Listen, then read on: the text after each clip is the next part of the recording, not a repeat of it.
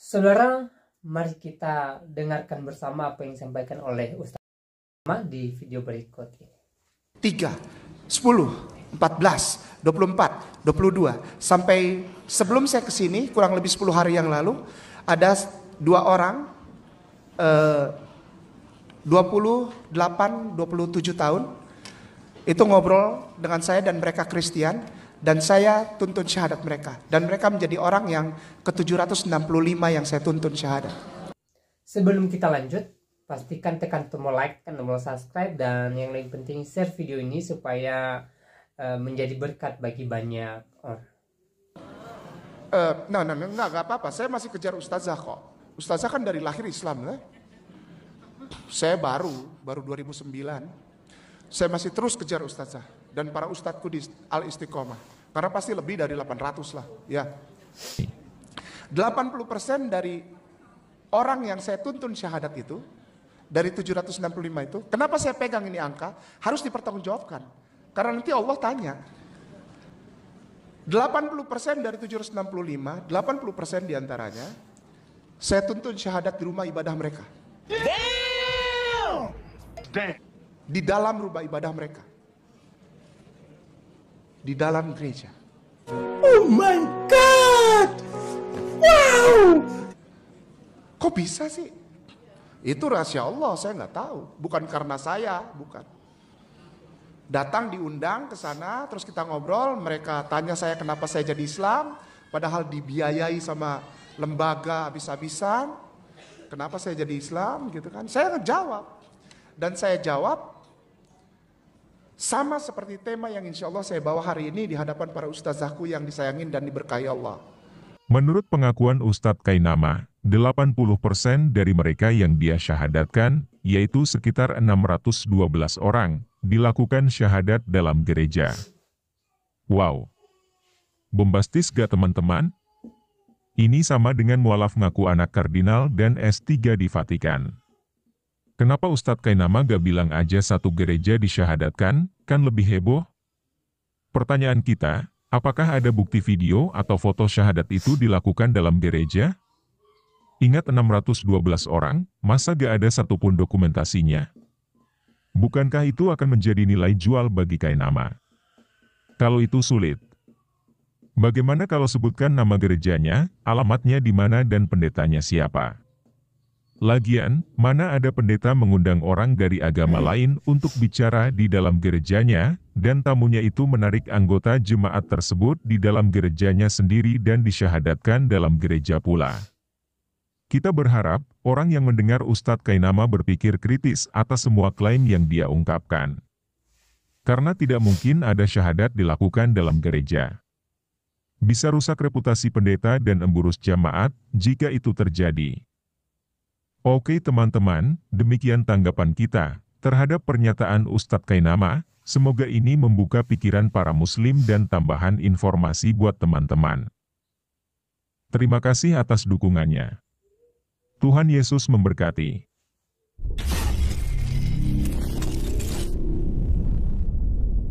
Jadi Ikhwan Akhwat, bagi Anda yang nanti juga bisa googling gitu ya sosok Ahmad Kainama, bahkan nanti nama waktu Nasraninya juga keluar gitu ya. Agustinus Christopher Kainama. Christopher Kainama. Agustinus Bapak Gereja itu namanya. Dipakaikan pada saya karena papi saya pas baptis harus ada nama baptis. Nama baptis itu diambil dari nama-nama Bible dan nama-nama Bapak Gereja. Bapak Gereja Agustinus. Lalu Kristo itu pengikut Kristus. Ovel anak laki-laki. Christopher artinya anak laki-laki pengikut Kristus. Kainama itu nama saya. Jadi kalau googling pasti nanti akan keluar juga sejarah riwayat pendidikan beliau itu keluar. Ya tapi udah nggak boleh, nggak usah lah kayak gitu. Enggak. Tapi udah nggak boleh, nggak usah lah kayak gitu. Enggak maksudnya. Oh ya. Nanti kan orang bertanya-tanya, itu Ustadz bisa baca begitu ilmunya dari mana gitu. Karena memang beliau ada basisnya gitu ya. Ada basic mempelajari ini kan. Ya walaupun tidak dipercaya. Alhamdulillah. Kita akan cek di sini Kainama ya. Ya tapi udah nggak boleh, nggak usah lah kayak gitu. Enggak maksudnya. Mahasiswa Kainama ya. Di sini Christopher Kainama nggak ada ya. William dan lain-lain. Kainama keluar semua Kainama di sini, tetapi tidak ada satupun nama di sini Christopher Kainama dan lain-lain itu. Kenapa? Karena memang dia nggak kuliah, nggak terdaftar. Kalau memang dia pernah kuliah S1 yang di Indonesia setidaknya, ya pasti akan namanya ada.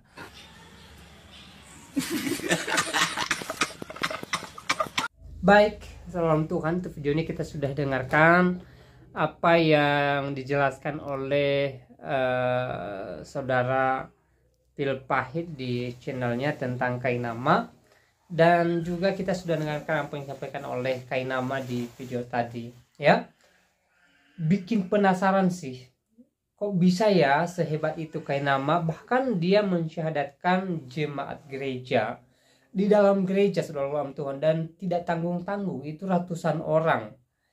Ya, kalau dia mensyahadatkan orang Kristen di rumah, ya mungkin itu sedikit masuk akal lah ya. Tapi ketika dia mengatakan bahwa dia mensyahadatkan orang-orang Kristen di dalam gereja, ini menjadi pertanyaan ya, karena itu pasti syahadat massal. Nah, biasanya kalau ada syahadat massal pasti viral, saudara dalam Tuhan. Tapi selama ini kita tidak pernah mendengarkan kabar di media atau kita lihat secara langsung ada syahadat secara massal di dalam gereja. Ya, sejauh ini saya belum pernah dengar. Saya nggak tahu apakah saudara pernah dengar ada syahadat massal ya. Tapi saya sendiri belum pernah dengar. Entah itu lihat secara langsung atau lihat di media ya, karena seperti yang saya bilang tadi, biasanya kalau ada hal-hal semacam ini pasti viral, saudara dalam Tuhan. Nah, kembali ke apa yang disampaikan oleh Ustadz Kainama tentang dia mensyahadatkan orang Kristen, ratusan orang bahkan di gereja ya. Apakah ini benar atau tidak? Silahkan saudara nilai sendiri dan tuliskan tanggapan atau komentar saudara di kolom komentar. Tuliskan tanggapan atau komentar yang baik, yang positif, terutama tanggapan atau komentar yang memuliakan Tuhan ya.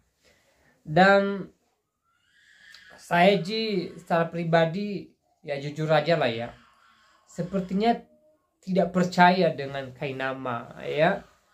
Tidak percaya dengan apa yang barusan dia sampaikan di video tadi. Masa sih Kainama sehebat itu gitu loh.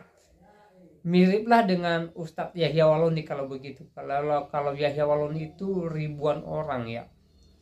Dia ada cuplikan video itu mensyahadatkan orang, katanya dia itu udah ribuan orang ya. Entah benar atau tidaknya hanya mereka dan Tuhan yang tahu ya.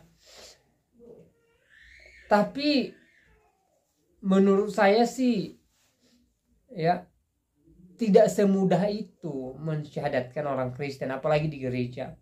Masa sih tidak ada tanggapan terhadap pendetanya? Masa sih pendetanya biarkan begitu saja ya jemaatnya itu bersyahadat bahkan dalam gereja? Ya, bagi saya itu tidak mungkin ya. Pendetanya pasti bertindak gitu loh ya. Pendetanya pasti berusaha itu supaya jemaatnya tidak syahadat gitu loh ya. Jadi pastinya ada tindakan dari seorang pendeta atau gembala sidang di gereja tempat Kainama mensyahadatkan orang Kristen ya. Makanya saya bilang di awal bahwa ya, menurut saya tidak masuk akal sih. Tapi benar tidaknya hanya Kainama dan Tuhan yang tahu ya. Nah, saudara Tuhan, sekali lagi silahkan muat tanggapan saudara di kolom komentar. Dan di kesempatan ini saya mau sampaikan beberapa hal buat kita ya. Apapun yang kita alami hari-hari ini, seperti apa keadaan kita, mari kita tetap bersuka cita, mari kita tetap memuliakan Tuhan, dan mari kita tetap bersyukur kepada Tuhan ya, karena pastinya Tuhan menyertai saya dan saudara ya. Saudara, kalau kita melihat tahun-tahun belakangan ini, Kristen kadang-kala mengalami berbagai goncangan iman. Kristen mengalami penolakan, gereja mengalami penolakan ya. Bahkan sering kita dengarkan jemaat gereja yang sedang beribadah itu dibubarkan, ya. Terakhir kemarin kita dengar di media, ya, ibadah Rosario mahasiswa-mahasiswi Katolik dibubarkan oleh oknum tertentu. Dan saudara dalam Tuhan, itulah yang dialami oleh gereja atau Kristen atau Katolik beberapa waktu terakhir ini. Tapi apapun yang kita alami hari-hari ini sebagai orang Kristen, ya, kita tidak boleh takut, kita tidak boleh gentar, karena kita percaya bahwa Tuhan menyertai kita, Tuhan senantiasa menolong kita, dan pastinya pembelaan Tuhan ada bagi kita. Hal yang terpenting adalah kita senantiasa berserah kepada Tuhan, dan kita senantiasa percaya bahwa Tuhan akan bertindak, menyatakan pembelaan bagi kita, memberikan kita kemenangan, memberikan kita sukacita, dan pastinya damai sejahtera daripada Tuhan melimpah bagi kita semua. Nah, saudara dalam Tuhan, semoga video singkat ini memberkati kita, menguatkan iman kita, dan kiranya Tuhan Yesus memberkati kita semua. Shalom.